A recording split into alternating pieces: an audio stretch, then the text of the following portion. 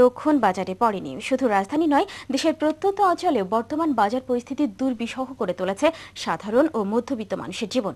আমাদের জেলা প্রতিনিধিদের পাঠানো তথ্য ও ছবির ভিত্তিতে রাজধানীর বাইরের বাজার পরিস্থিতি নিয়ে দেখুন মামুন মাহফুজের ডেস্ক রিপোর্ট। পবিত্র রমজান মাসকে সংযমের মাস বলা হলেও অতি মুনাফালোভী ব্যবসায়ীদের মনোভাব কিন্তু পুরোপুরি উল্টো। নানা অজুহাতে চলছে দাম বাড়ানোর প্রতিযোগিতা। আলু, কাঁচামরিচ, লেবু এই বিষয়গুলো কিনতে হলো, তো এর ভিতরে আলুর দামটা কিছুটা বাড়তি। গত সপ্তাহ তুলনায় এই সপ্তাহে প্রায় 5 টাকা কেজিতে বাড়তি। কাঁচামরিচ যেখানে গত সপ্তাহে 60 টাকা ছিল, আজকে সেটা 200 টাকা।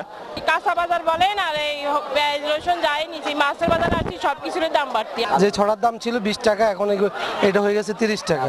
কাঁচামরিচ 200 টাকা কেজি। এগুলা সবকিছু সাধারণ মানুষের নাগালের বাইরে। নোয়াখালীর পৌরবাজার, দত্তের হাট ও চৌমুহনী বাজারে আরেক দফা বেড়েছে বেগুন ও কাঁচামরিচ সহ নিত্য প্রয়োজনীয় দ্রব্যের দাম। প্রতি কেজি বেগুনের দাম 60 থেকে 70 টাকা, কাঁচামরিচ 180 থেকে 200, শসা 35 থেকে 45, টমেটো 90 থেকে 100 ও ধনেপাতা 280 থেকে 300 টাকা।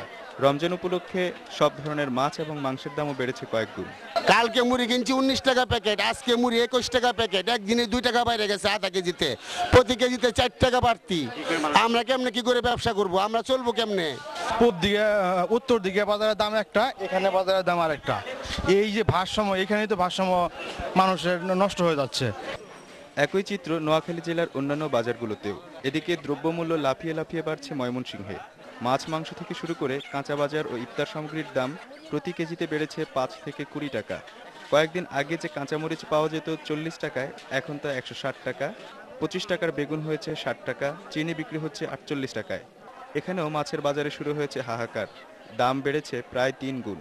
কিন্তু বিক্রেতারা তুলছেন সেই পুরনো যুক্তি, আমাদের কিছুই করার নেই। 180 টাকা কেজি পাইকারি কিনছি, এখন 200 টাকা বেশি। দাম তো সবই বাড়তি, আবার সবই কম।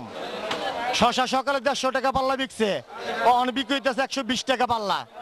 সরকার বলছেন কিছু করার নেই, ব্যবসায়ীরা বলছেন কিছু করার নেই, কিন্তু আমরা যাব কোথায়? আমরা কি তবে না খেয়ে মরবো? এমন প্রশ্ন এখন মধ্যবিত্ত, নিম্নবিত্ত প্রতিটি মানুষের। সরকার দ্রব্যমূল্য নিয়ন্ত্রণে দ্রুত কার্যকর ব্যবস্থা নেবে, এমন প্রত্যাশা সাধারণ মানুষের। মামুন মাহফুজ, দিগন্ত নিউজ ডেস্ক।